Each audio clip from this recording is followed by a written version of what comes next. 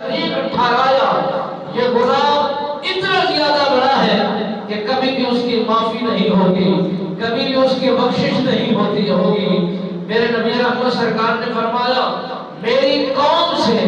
مجھے ہر طرح کے گناہ سے امید ہے کہ یہ ہر گناہ کر سکتے ہیں، ہر طرح کی بدفعلی کر سکتے ہیں، ہر طرح کی حرامتیاں توڑ سکتے ہیں،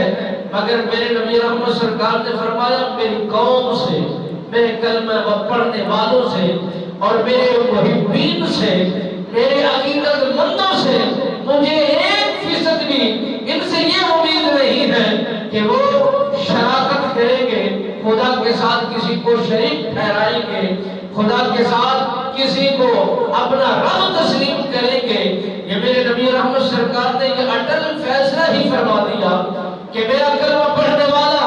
حقدار و وفادار کبھی بھی اس طرح کا عمل کر کے نہیں دکھا سکتا۔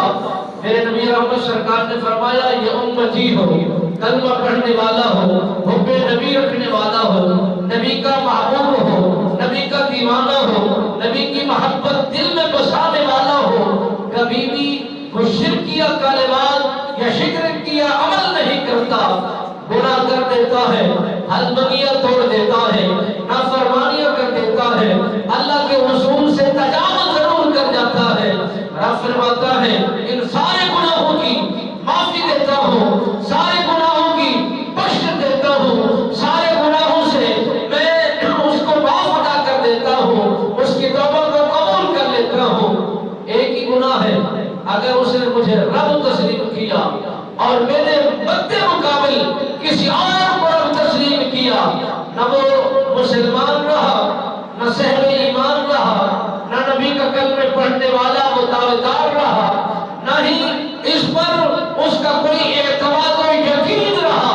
بلکہ دین اسلام کی باؤنڈری سے وہ خالی ہو گیا اور اسے نکال دیا گیا۔ رب بے نیاز نے فرمایا اے موسیٰ علیہ السلام جائیے اس معلوم کو کہہ دیجئے کہ اگر تو واقعی معافی طلب کرنا چاہتا ہے، بخشش طلب کرنا چاہتا ہے، چپے چپے میں سجدہ کرنے والا تھا،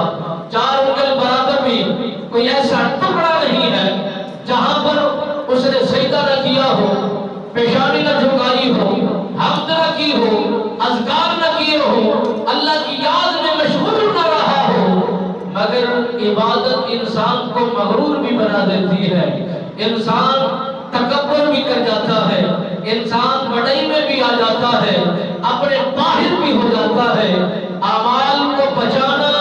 ہر کسی کے بس کی بات نہیں، علم کو بچانا، علم کا نکات کو حاصل کرنے کے بعد اس کی گہرائی تک جاننے کے باوجود اگر انسان کامل یقین کے ساتھ، بھروسے کے ساتھ، مضبوطی کے ساتھ اپنا محاسبہ کرتا چلا جائے تو پھر تو کمال ہوتا ہے، وگرنہ بہت بڑا علم رکھنے والے کئی ایسے مثالیں ہیں جو بدعہ بھی ہو گئے، دین اسلام سے